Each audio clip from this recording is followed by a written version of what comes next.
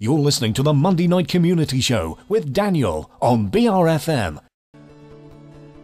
With Talking Life, I'm Simon Cliff. It's that time of year again, but over half of us may not even be aware of it. New research commissioned by One for All gift cards to mark Mother's Day has revealed that 55% of people say it's the occasion most likely to sneak up on us unawares. And it seems when we do remember, 8 in 10 of us struggle to come up with the perfect gift, often relying on those old favourites like flowers and chocolates.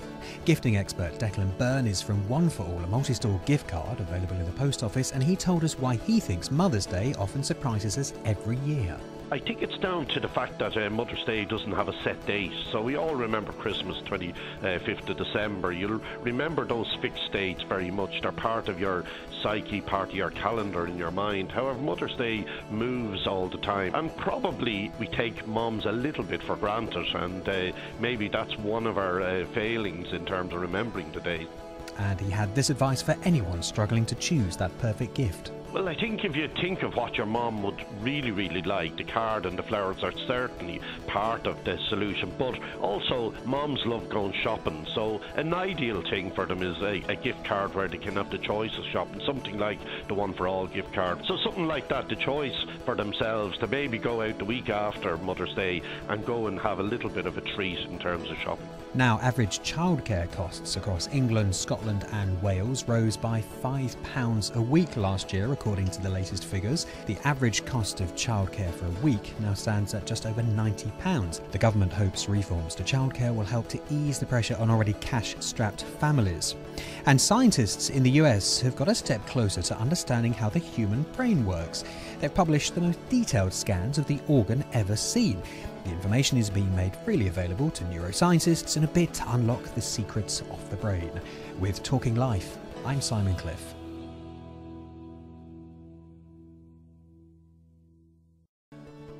With Talking Money, I'm Lara Snell. In the same week, the Bank of England releases figures on how much the banks are lending us under their £80 billion funding for lending scheme. Talking Money's been investigating the alternatives the small businesses in our area have if the banks say no to a loan. Under the funding for lending scheme, the Bank of England is providing loans to banks at below market rates in exchange for them lending that money directly to households and small businesses.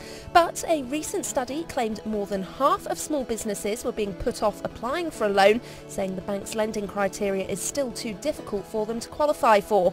So what are the alternatives and how fast are they growing? James Meekings is co-founder of one called The Funding Circle, a business launched in 2010 that's already lent over £80 million to over 1,500 British businesses. It's growing at 300% every year, and we asked him how it works. So Funding Circle is a business which allows people like you and me to lend their money directly to great local businesses. It helps them earn a good rate of return on their money. It also helps the businesses access finance really quickly. He then explained why non-bank alternatives are becoming so popular. A lot of businesses are just getting fed up with their banks. The process just takes far too long, and the way that banks look at credit risk makes it challenging for those businesses. They require multiple forms of security, so business owners have to put up their houses, they're putting their family at risk.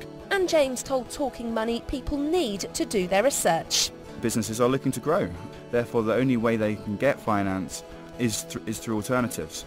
Most business owners, they think there's the bank and there's nothing else. So I'd suggest that they go to the internet and they do some research. More women in the UK are working past the age of 60 than ever before, according to the latest figures. As the pension age rises, more are forced to stay on at work, with 27,000 more over 60 females in employment than just 3 years ago. Women currently need to be at least 61 years and 5 months old to claim a pension. And the days of being stuck with an expensive gym membership may be a thing of the past. It's as an Office for Fair Trading report concludes gyms often lock people into lengthy and pricey deals, even if their circumstances change. Gyms currently charge fees of around £500 a year.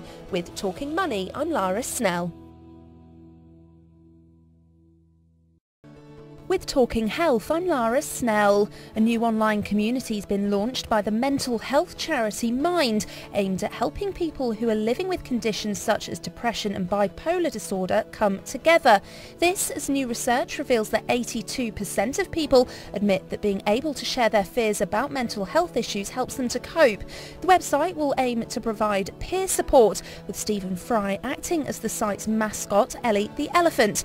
Beth Murphy, head of information for Mind, explained a bit more about mental health. We know that about 1 in 4 people will experience a mental health problem this year in the UK. And mental health problems are things that can range from depression, feeling low, finding it difficult to get out of bed in the morning, through to more severe things like schizophrenia or bipolar disorder. The good thing about all mental health problems is that you can recover from them, and there is support out there to help you with them. So if you're listening to this and finding things a bit difficult today, then there is support for you.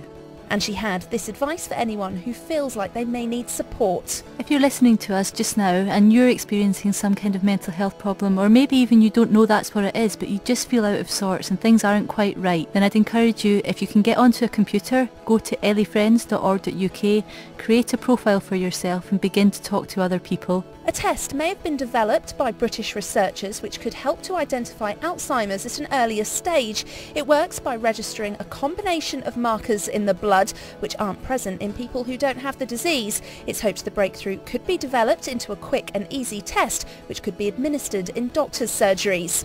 And your favourite meal out may be concealing a health-harming extra, high levels of salt. A survey of more than 700 meals being served in high street and celebrity restaurants found that half contained a level of salt that would earn them a red traffic light symbol. Charities are now urging chefs to use less salt in their cooking. With Talking Health, I'm Lara Snell.